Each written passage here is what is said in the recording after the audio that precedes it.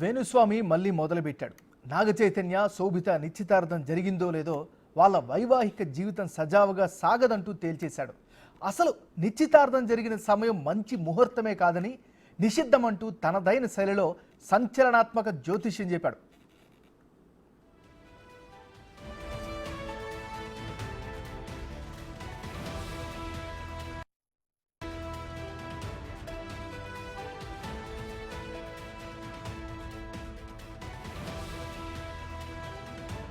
ముహూర్తము ఉత్తరా నక్షత్రంలో జరిగినటువంటి ముహూర్తము. ఈ రోజు ఉత్తరా నక్షత్రం ఉంది. ఇవాళ పొద్దున 9:42 సో ఈ రోజు జరిగినటువంటి ముహూర్తం ఉత్తరా నక్షత్రము. అలాగే లగ్నం వచ్చి ఇవాళ కన్యా లగ్నం అయింది. మన ముహూర్తం కనుక తీసుకున్నట్లయితే ఇది ముహూర్తము.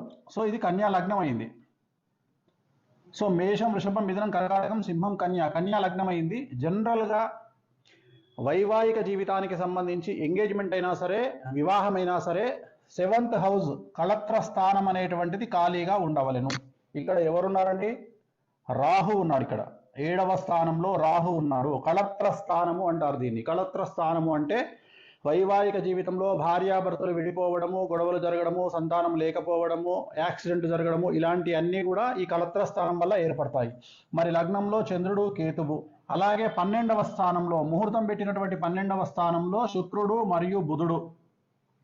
సో ఒక్కసారి ఆలోచన చేయండి. అన్నిటికంటే ముఖ్యం శని దృష్టి 12వ స్థానమైనటువంటి బుధుడు, శుక్రుడి మీద ఉంది ఇవాళ పెట్టినటువంటి ముహూర్తము. అలాగే లగ్నంలో చంద్రుడు, కేతువు, అలాగే 7వ స్థానంలో రాహువు, కళత్ర స్థానంలో రాహువు. ఇది చిన్న పిల్లవాడినైనా శాస్త్రం తెలిసిన వాడిని అడిగితే ఈ ముహూర్తము నిషేధము అని చెప్తారు. ఈ రోజు జరిగినటువంటి ముహూర్తము ఉత్తరా నక్షత్రంలో జరిగినటువంటి ముహూర్తము. ఈ రోజు ఉత్తరా నక్షత్రం ఉంది. సో ఇది స్వామీజీ వేణుస్వామి చెప్పినటువంటి వాదన, ఆయన చెప్పినటువంటి అభిప్రాయం. అంటే 2027 నుంచి చైతు, శోభిత మధ్య మనస్పర్ధలు వస్తాయని, మరో స్త్రీ కారణంగా విడిపోతారని వేణుస్వామి చెప్పుకొచ్చాడు. అందుకు ఆయన చెప్పిన లాజిక్ కూడా చాలా డిఫరెంట్గా ఆయన క్లియర్గా చెప్పాడు. సో ఇక ఇదే అంశానికి సంబంధించి మాట్లాడేందుకు బ్రహ్మశ్రీ ఉమాపతి రామేశ్వర శర్మ గారు జ్యోతిష్యులు ఆయన మనతో పాటు లైవ్లో ఉన్నారు. సో వారిని అడిగి ఆయన చెప్పినటువంటి మాటలపైన వారి విశ్లేషణ ఏంటో అడిగి తెలుసుకుందాం. సార్ నమస్కారం అండి, రామేశ్వర శర్మ గారు. సార్ ఏంటి వేణుస్వామి గారు మళ్ళా లైవ్లోకి వచ్చారు, ఆయన అభిప్రాయాన్ని తెలియజేశారు. ఇంకా నిన్ననే నిశ్చితార్థం జరిగింది. దీనికి సంబంధించి ఆయన ఏదో రకరకాల లెక్కలు చెప్పుకుంటూ వచ్చారు. దీని పట్ల మీ అభిప్రాయం ఏంటి మరి? సార్, జ్యోతిష్ శాస్త్రము అనేటువంటిది షట్ శాస్త్రాలలో జ్యోతిష్ శాస్త్రం కూడా ఒక అత్యద్భుతమైనటువంటి ఖగోళ శాస్త్రం. తర్వాత భూత భవిష్యత్ వర్తమాన కాల జ్ఞానాన్ని తెలపగలిగినటువంటి ఒకానొక ఉత్తమమైనటువంటి యొక్క శాస్త్రంగా మనకు షట్ శాస్త్రాలలో పేర్కొన్నారు. అది పార్వతీదేవి ద్వారా వచ్చినటువంటి యొక్క అద్భుతమైనటువంటి జ్యోతిష్ శాస్త్రం. అయితే జ్యోతిష్ శాస్త్రము కేవలం ప్రాథమికమైనటువంటి యొక్క జ్ఞానంతో కాకుండా పరిపూర్ణమైనటువంటి యొక్క శాస్త్రంలో అభ్యాసం చేసి అధ్యయనం చేసి అధ్యయనమే కాకుండా దానికి జ్యోతిష్ శాస్త్రానికి మరొక అంశం ఏమిటంటే తప్పనిసరిగా తపోశక్తి, నిరంతర అనుష్ఠాన శక్తి కూడా ఉండాలి. కనుక మనకు జ్యోతిష్ శాస్త్రంలో ఇప్పుడు వారు అన్నటువంటి యొక్క విధానాన్ని పట్టుకుంటే మనకు ఉత్తరా నక్షత్రము అనే చెప్తున్నాడు. అయితే ఉత్తరా నక్షత్రము అనేటువంటిది సాక్షాత్తు అయ్యప్ప స్వామి వారి యొక్క జన్మ నక్షత్రం.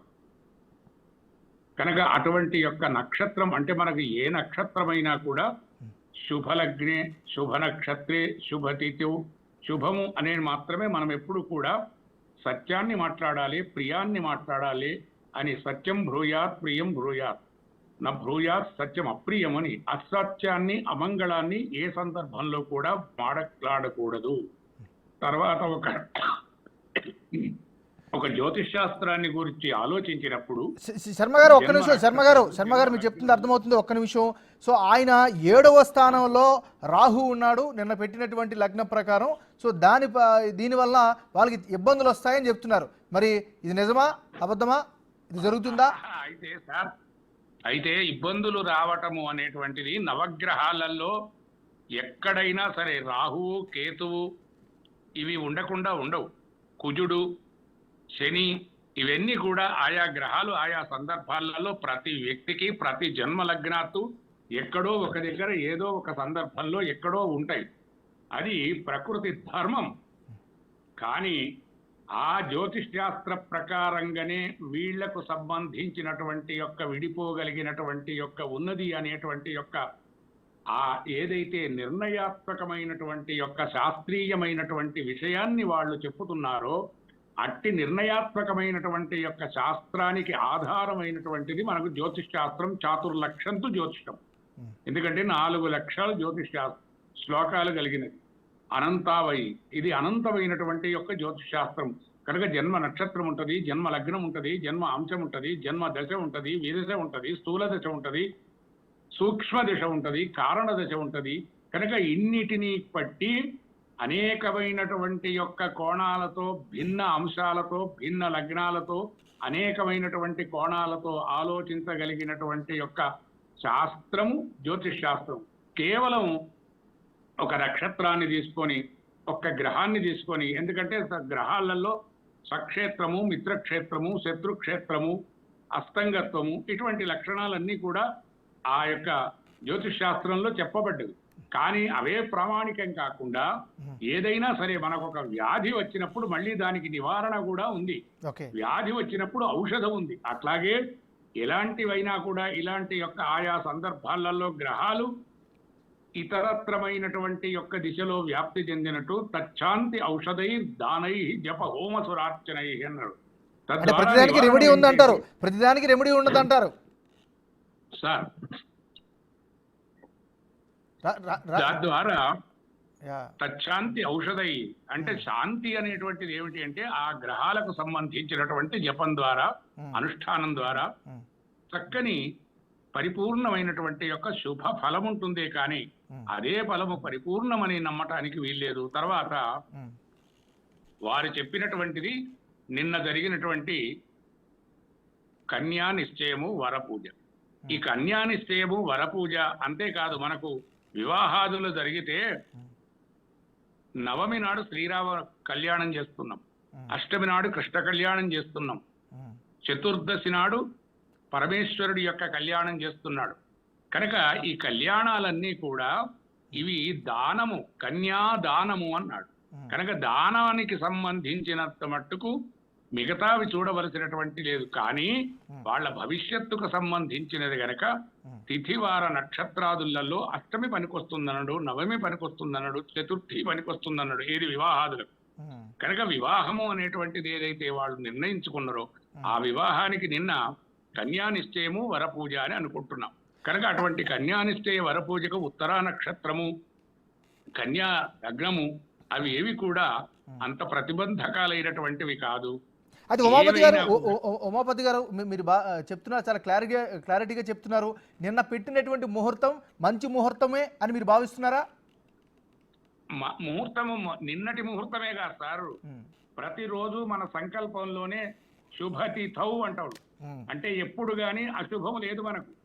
శుభ నక్షత్రే, శుభయోగే, శుభకరణే, ఏవం గుణ విశేషణ విశిష్టాయాం శుభతిథౌ అంటే ప్రతిరోజు శుభ నక్షత్రమే, శుభతిథియే.